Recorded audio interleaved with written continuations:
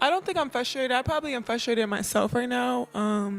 I think the language is taken out of context, and I really didn't intentionally mean to put down my teammates because they've been through this with me throughout the whole year. And I just have to be better with my language because I know it's not the message, it's the messenger, and understanding what I say can be taken any kind of way. So I just have to really be better and grow from this. They've busted their ass just how I busted my ass. They showed up for me through thick and thin and in the locker room when nobody could see anything. So I would apologize to my teammates, which I already have, about the article and how it was misconstrued, about what was said. Angel Reese just got suspended for half a game. Half a game. That almost never happens in pro basketball. But why would the Chicago Sky punish their star player in such an unusual way? It wasn't about her scoring or defense. It was about something way bigger. The leadership, the locker room, the trust that makes or breaks a team. And the crazy part? This all started with comments Reese made about her own teammates in public. So what really went down inside that locker room? And what does this mean for Reese's future?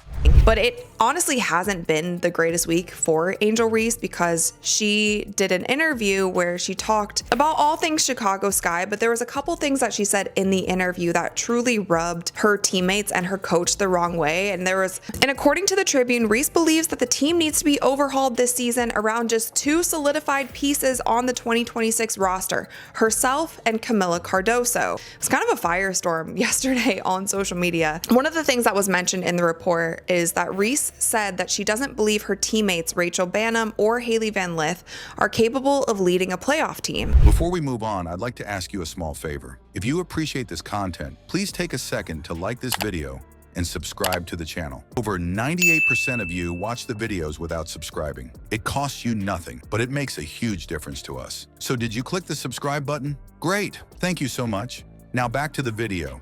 She said, I'm not settling for the same crap we did this year. We have to get good players. We have to get great players. However I can help to get the best here, that's what I'm going to do this offseason. Those are sometimes just sentiments that you just don't say publicly. And her teammates unfortunately saw this. The coaching staff saw this. I'd like to be here for my career, but if things don't pan out, obviously I might have to move in a different direction and do what's best for me. Imagine this. Your star player, the face of the franchise, walks into a press conference and tells the whole world the roster isn't strong enough. That's basically what happened when Angel Reese went public about her own teammates.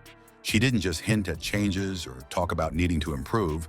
She called out veterans by name and questioned whether they were capable of pushing Chicago into the playoffs. That kind of statement hits like a grenade in any locker room, especially one already dealing with a tough season. It wasn't just about basketball anymore. It felt personal. And when it's personal, things get ugly fast. The issue wasn't just the words themselves, it was the timing. The Sky were already grinding through a rough stretch where wins were scarce and frustrations were bubbling. And I think she also echoed a lot of the things that Angel said in that interview. You know, she mentioned that the Sky needs to prioritize a really strong point guard who is maybe younger and all these different things. And I know that Courtney Vandersloot responded. Clearly, she heard those quotes, but honestly, that quote from Angel about the importance of a strong point guard is what stood out to me to answer your question because of what Chelsea Gray said, who plays for the team that I cover, because she knows she's out with an ACL injury, and mentioned, you know, she does plan to return. I think she's 36 years old or something like that. So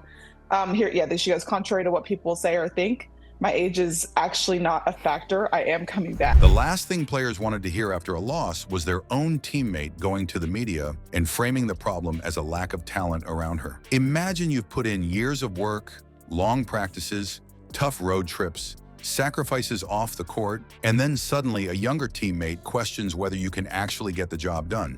That stings. And inside that locker room, it exploded into tension that nobody could ignore. Courtney Vandersloot's name was mentioned directly when Reese talked about needing better leaders and stronger talent. Now think about what that means. Vandersloot has been a steady veteran presence for seasons.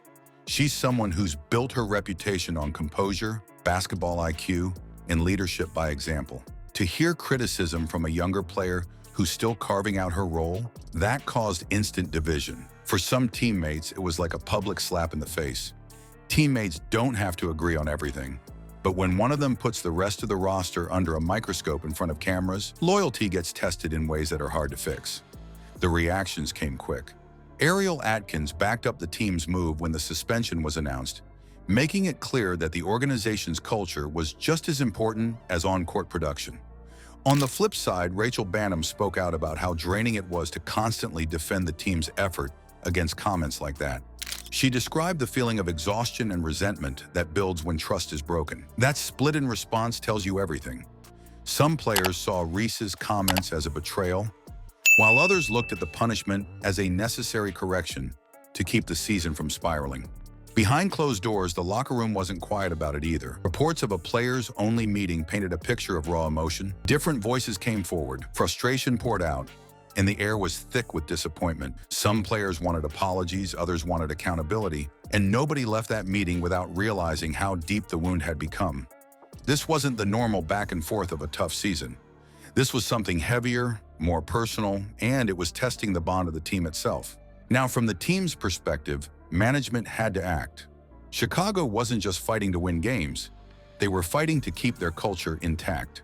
No franchise wants to see its chemistry collapse into finger-pointing and bitterness, especially not while attendance and support are still being built. Suspending Angel Reese wasn't about shutting down her personality or her intensity. It was about sending a signal that no one, not even the emerging star of the franchise, is bigger than the unity of the team. That's why the move was so shocking. Sitting their top young star for even half a game is extremely rare because teams want their talent on the floor. Yet that half game spoke volumes. It wasn't about whether Reese could score points. It was about whether the Sky could afford to risk their culture falling apart. Stirring up tension in the locker room is the fastest way to derail a season. Coaches and staff know that. By choosing to suspend her, they weren't punishing athletic performance. They were pressing pause on the chaos so that players could see accountability in action. So in the end, the suspension was never about basketball plays or stats. The message was clear. This was about leadership, respect, and protecting the group dynamic.